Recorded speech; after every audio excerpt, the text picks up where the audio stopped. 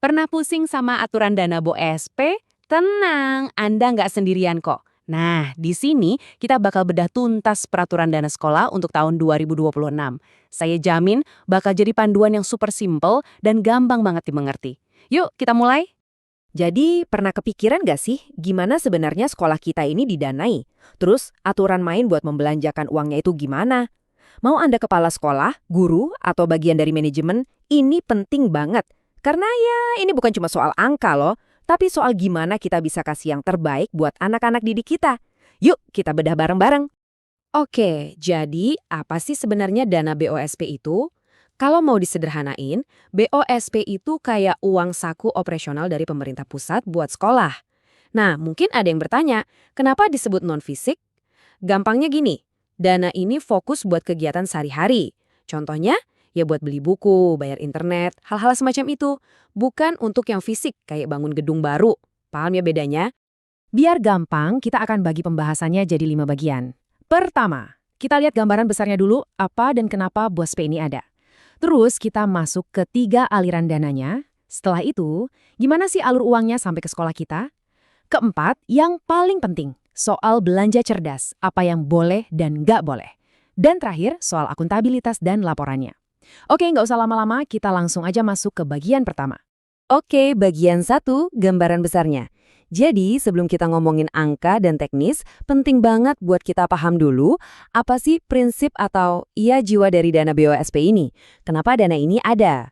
Ternyata ada 5 prinsip utama yang jadi pegangan dalam mengelola BOSP.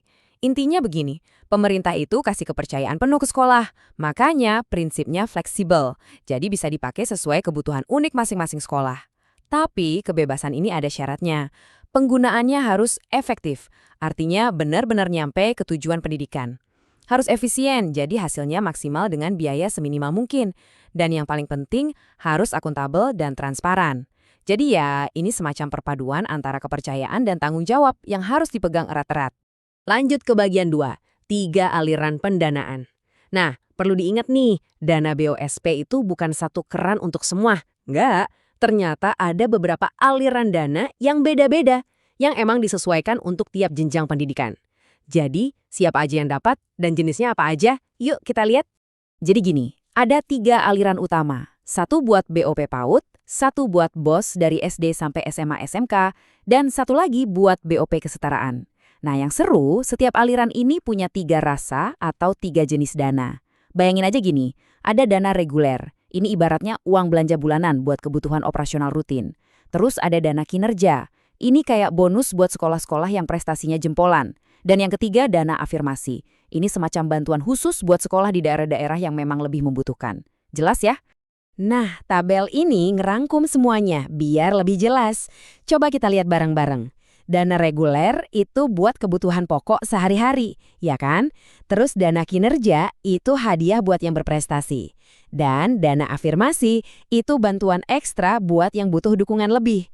Bisa dilihat kan, ini berlaku buat PAUD, BOS, maupun kesetaraan.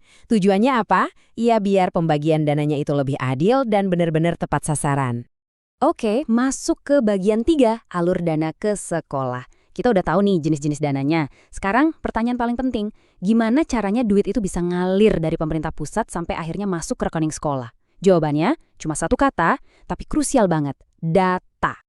Rumus ngitungnya itu sebenarnya simple banget. Cuma biaya satuan per siswa dikali jumlah siswa yang punya NISN. Udah gitu aja. Artinya apa? Artinya setiap satu siswa yang datanya valid dan punya NISN itu ibaratnya membawa dana untuk sekolahnya. Jadi semakin akurat data jumlah siswa, semakin tepat juga dana yang diterima. Nah, ini dia bagian yang paling krusial. Tolong dicatat baik-baik tanggalnya. 31 Agustus. Kenapa? Karena data jumlah siswa di Dapodik yang masuk sebelum tanggal itu, itulah yang akan mengunci alokasi dana BOSPEP buat sekolah Anda untuk setahun penuh ke depan.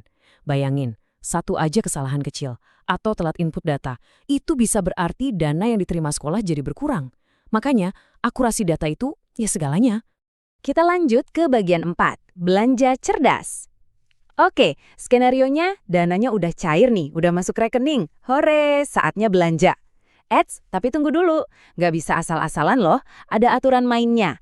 Yuk kita lihat bareng-bareng apa aja yang boleh dan yang sama sekali nggak boleh dilakukan. Khusus buat dana BOS reguler, ini ada aturan alokasinya yang jelas banget. Contohnya nih, lihat. Minimal 10% itu wajib hukumnya buat pengembangan perpustakaan, beli buku dan sebagainya.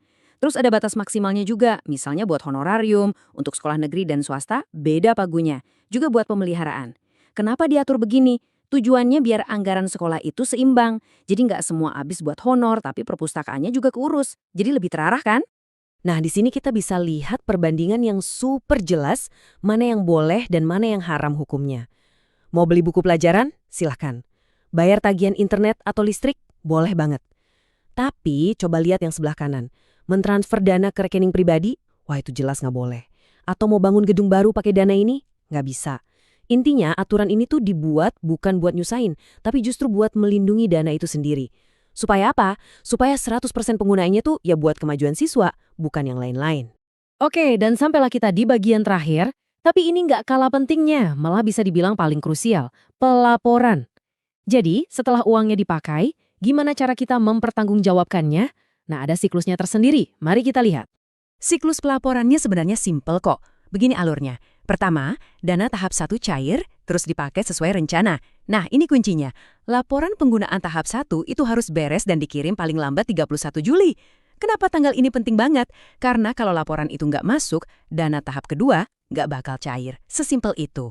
Jadi laporan yang tepat waktu itu bukan cuma kewajiban administrasi, tapi jadi penentu hidup matinya arus kas sekolah. Terakhir, laporan tahunan lengkap harus masuk sebelum 31 Januari tahun depannya. Dan kalau sampai telat lapor, jangan kira nggak ada konsekuensinya. Ada dan lumayan terasa. Coba lihat. Telat lapor di bulan Februari aja, dana tahun berikutnya langsung dipotong 2%. Telat sampai Maret, potongannya naik jadi 3%. Makin lama ditunda, makin besar potongannya. Jadi ini bukan sekedar ancaman ya, tapi cara pemerintah buat memastikan kita semua disiplin dan bertanggung jawab. Nah, itu dia perjalanan lengkap dana BOASPEP, mulai dari prinsip dasarnya, jenis-jenisnya, cara cairnya, sampai aturan main belanja dan laporannya. Sekarang, bolanya ada di tangan Anda. Setelah tahu semua ini, kira-kira strategi apa nih yang bakal Anda terapkan di sekolah? Gimana caranya supaya setiap rupiah dari dana BOASPEP ini benar-benar jadi investasi paling berharga buat masa depan anak-anak didik kita? Coba direnungkan.